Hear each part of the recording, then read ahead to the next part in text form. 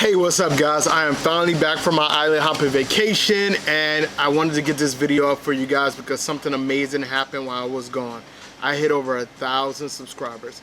Now, in today's world of YouTube, 1,000 subscribers really probably isn't a big deal to most people. I see a lot of people with 20, 30,000, a million subscribers. But for me, especially for this channel being so young and so narrow in my niche, it's fucking huge, and I really appreciate it. So I wanted to make this video thanking you guys, as well as going over a few things I've learned about YouTube and how I actually made it. So basically, this is kind of, I'm going to do this like a list. So basically, I'm going to break it down to like how I ended up at, well, I'm actually at like 1,100 subscribers. I didn't have an opportunity to do this as soon as I hit 1,000. Basically, I'm just going to go over how I made it here, some of the things that I did, and some of the things that I've learned over the time that I've been here actively on YouTube. I've actually been on YouTube for quite a while, a couple years, but I wasn't really uploading videos seriously. And Minority Nomad, I started the channel seriously at the beginning of this year, so about 8 months. And for, I'd say, maybe the last 4 or 5 months, I've actually really been trying to produce like quality videos for you guys. And one thing that I really learned is that consistently posting videos is the key, and it's simple. It's just content. The more content you produce, the more people are going to see it, the more people are going to keep coming back. But not only constantly posting content, at least posting content that people want to engage with, things that people want to know or don't know, or information that people can't find. Now, aside from the information I give you guys in these videos, you guys apparently love that I talk a lot of shit, and I do. It's like one of my top 3 favorite things to do is to talk shit, and I think it comes across naturally in my videos because this is really who I am. I see a lot of YouTubers, and I've actually met a lot of YouTubers in person who are nothing like they are on camera. But this is me. Anybody who's met me in person can tell you this is really exactly who I am. So I think that probably comes across more so in the video. And I just kind of don't sugarcoat things, you know.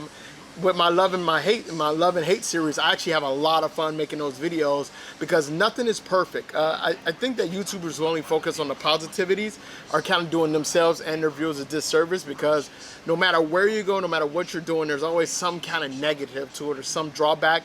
And if you put yourself in the shoes of somebody else who may not be from your background, may not speak the same language as you, may be coming from a different economic position than you are, then you could also point out the negatives. For example, I personally don't like Paris, but people with more money than me may like Paris because they can afford to do all the really awesome shit.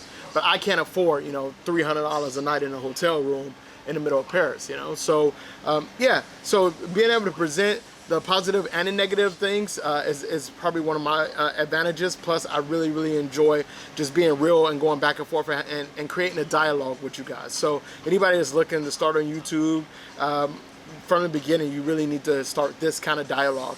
And it was easier for me because I come from blogging back. I'm a blogger. That's my day job, I guess. Blogger and a photographer, so I'm used to interacting with people on a real basis. You know, people on the street, people who look at my work, at galleries or whatever. So yeah, start from an authentic place and it gets easy. So learn that kids run YouTube. When I look at the bigger YouTubers like FouseyTube or Casey Neistat, who I really love, or Lily Singh, who's amazing, a large percentage of their population are kids. Like, kids, you know, people under 20. No offense to anybody who's 8, 17, 18, 19. But YouTube is really run when it comes from a large subscriber base by kids. My content doesn't cater to kids. My content caters to you guys, people who are like me. I'm 33, so my content caters to people who are 25 plus. And when I look at my analytics, that's exactly who's looking at my videos. I skew towards males as well.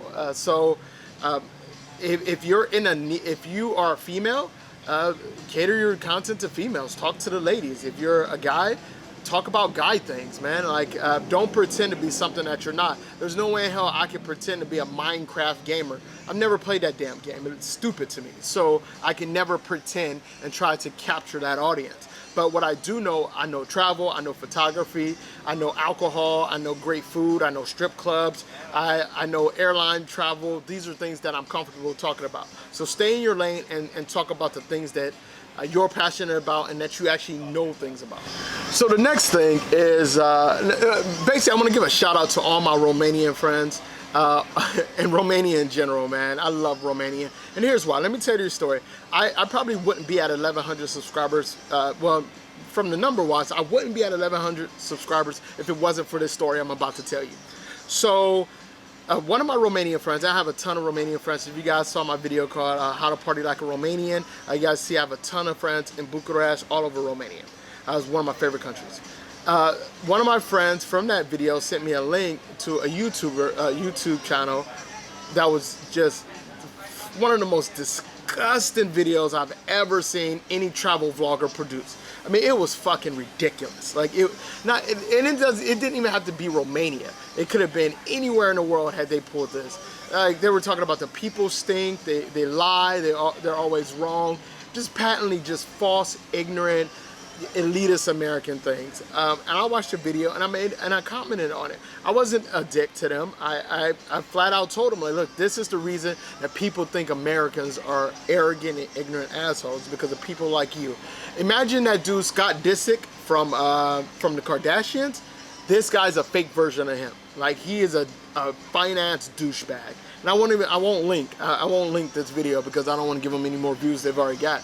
But man, they are just some terrible, terrible people. And I commented on it. And I commented on it because we all need, those of us who aren't arrogant asshole douchebag Americans, need to dispel this myth or this image that we have around the world. And this is not new. This is something that's been going on forever. So we have an opportunity to dispel that. B, I love Romania, so I know a lot of the things. I know Romania is not perfect, and a lot of the things that they were saying were true, but it was the way that they were saying it. Like they were talking about the train system in Romania. It is terrible. I've said this million. It is absolute. Do not take trains in Romania if you can help it. They are slow. They are late. This is a fact, and Romanians will tell you the same thing. But I'm not going to disrespect the people because of that. Like, the people, just like any other country, the people have a limited ability to change stuff that's run by the government. Like, that doesn't mean Romanians are bad people because they have a terrible train system. Like, it's silly. But yeah. So I digress. So I basically just spoke on these things in a comment on their video, and some journalists in Romania got wind of it. Then he posted my response into an article and just exploded. Like the Party Like a Romanian video is now at like 10,000 views, which is funny because it's not monetized, because I've got like an Eve song in there. I couldn't monetize that video, but it's my most successful video yet, and I couldn't make any money off of it, damn it. But it was so good. I feel so good that so many Romanians saw that. They commented on the video. Like, if you guys want to go check that video out, some of the comments, man, nothing but love. I really appreciate the Romanians who took the time to comment. And that video reminded me, and the comments and that situation and everything reminded me about the importance of speaking out against ignorance.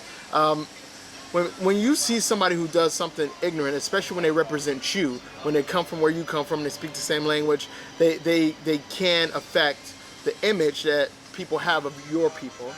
You got to speak on that, man. And in this instance, it helped me by them being assholes. So shout out to Romania. So a tip that I can give anybody on YouTube is just be straight up and defend people who can't defend themselves. Make sure you step up and you use your voice or your platform to try to at least clarify or change things. Speaking of haters, all right, the trolls on YouTube are a unique breed, a special breed. Like, I used to play WoW back in the day, so I dealt with trolls. I've been active on Reddit. I've been a blogger forever. I've been on Instagram, so I've seen trolls, man. But the trolls on YouTube are something else. It's like any slip of the tongue, any mistake that you make, they will pounce all over it. And then they just hate for the sake of hating, and it's sad, man. It really is just sad because, man, YouTube can really be a positive force for change, which is why I've shifted my attention over here. Because I think that the community here, the people who come back, you guys, man, those of you I'm making this video for, it's just an amazing community. But the trolls are something else over here. And I love blocking people, man. I'm the king of blocking it. You know, as soon as it crosses over from that critique to that disrespectful lane, I'll block them out quick.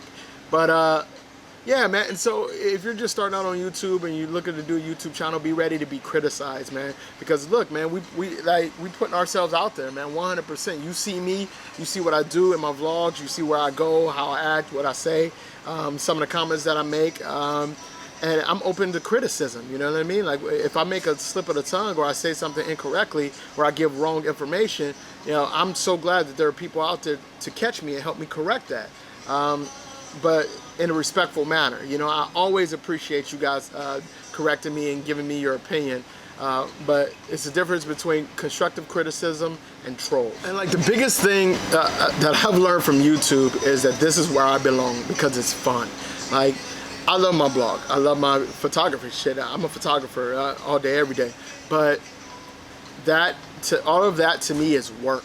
You know, it's a grind, it's a struggle sometimes to find creative ideas for articles, to come up with photo essays that I want to put together for people. But vlogging, this YouTube joint, man, this is just fun, man. This is, man, I get excited when it's time to make one of these videos for you guys, man, because I absolutely love it, because I know you guys are going to engage with me. I might be giving you information you never had before. I might be inspiring you guys, man. It's wonderful, man. So just my biggest advice, jump in, man. If you're looking to start a YouTube channel, really just get in here and then see what happens, man, because it is a lot of fun.